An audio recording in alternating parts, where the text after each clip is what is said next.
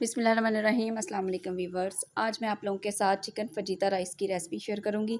तो इधर मैंने बोनलेस चिकन लिया है, ये तकरीबन 400 ग्राम चिकन लिया है मैंने।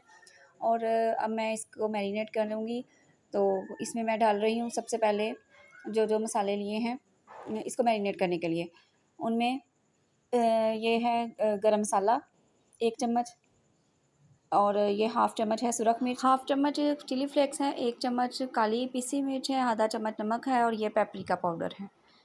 तो ये भी मैंने 1 चम्मच ही लिया है। अब इन सबको मैं चिकन में शामिल कर दूंगी और इसको अच्छे तरीके से मिक्स करके मैरिनेट होने के लिए रखूँगी। अब मसाले शामिल कर दिए हैं, सारा कुछ मैंने इकट्ठा डाल दिया है एक दफ़ा। तो अब इसको मिक्स करूँगी। काइंडली मेरे चैनल को लाइक, शेयर और सब्सक्राइब करना मत भूलिएगा।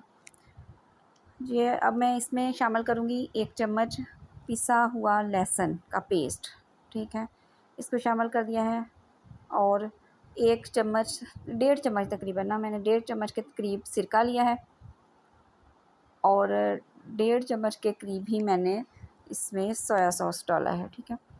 यानी कि अब इसको मिक्स करेंगे, सब चीज़ों को इकट्ठा ही ना मिक्स करके इसको तकरीबन आपने 2 घंटे के लिए छोड़ देना है।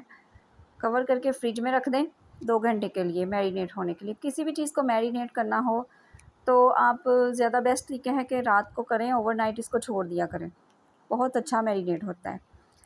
लेकिन कम से कम 2 घंटे तो ज़रूर ही रखा करें। अब मैं इस एंड में इसमें डाल दूँगी 1.5 चम्मच तकरीबन ऑयल के। ऑलिव ऑयल ले लें तो ज़्यादा अच्छा है, लेकिन आपके पास जो भी अवेलेबल हो ऑयल वो डाल लें, ठीक है। तो ये भी मैंने तकरीबन 1.5 चम्मच लिया है। इसको अच्छे से, इसको भी साथ ही मिक्स कर दूँगी और फ्रिज में रख दूँगी। अब मैंने पैन में लिया है तकरीबन 3 चम्मच ऑयल है।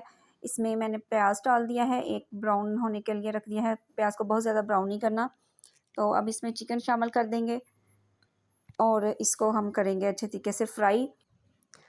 जैसे ये थोड़ा सा फ्राई होता है तो मैं इसको कवर कर दूँगी, ताकि जो थोड़ी सी भाप में गोश्त, मतलब चिकन है तो ये छोटे छोटे पीसीज ही हैं, लेकिन फिर भी थोड़ा सा भाप में ना ये गल जाएगा।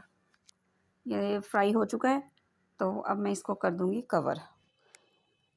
इसको ना तकरीबन आपने 5-6 मिनट के लिए करना है। तो दूसरी तरफ मैंने ना चावलों में पानी में नमक डाल के तो चावल बॉईल होने के लिए रख दिए थे। ये तकरीबन हाफ़ केजी मैंने चावल लिए हैं। अब ये तो 5-6 मिनट बाद मैंने चेक किया है, तो ये देखें, ये चिकन बिल्कुल सॉफ्ट हो चुका है, बिल्कुल गल चुका है। तो अब इसमें हम शामिल करेंगे शिमला मिर्च। शिमला मिर्च को भी मैंने जूलियन कट कर लिया था। अब मैं इसको फ्राई करूँगी। इसको बहुत ज़्यादा तो पकाना नहीं होता, बस थोड़ा सा ही इसको फ्राई करना है। और 1 आधे मिनट के लिए इसको भी मैं कवर कर दूँगी, ताकि मतलब ज़्यादा भी कच्ची कच्ची ना लगे और बहुत ज़्यादा गलानी तो बिल्कुल भी नहीं है इनकी जो ओरिजिनल, बस 1-2 मिनट के लिए ही ना इसको दम पे लगाना है। तो अब मैं इसमें टमाटर शामिल कर दिए हैं। टमाटरों को भी बहुत ज़्यादा पकाना नहीं है, बस मिक्स ही करना है। और साथ ही अब मैं इसमें डाल रही हूँ सब्ज़ मिर्चें।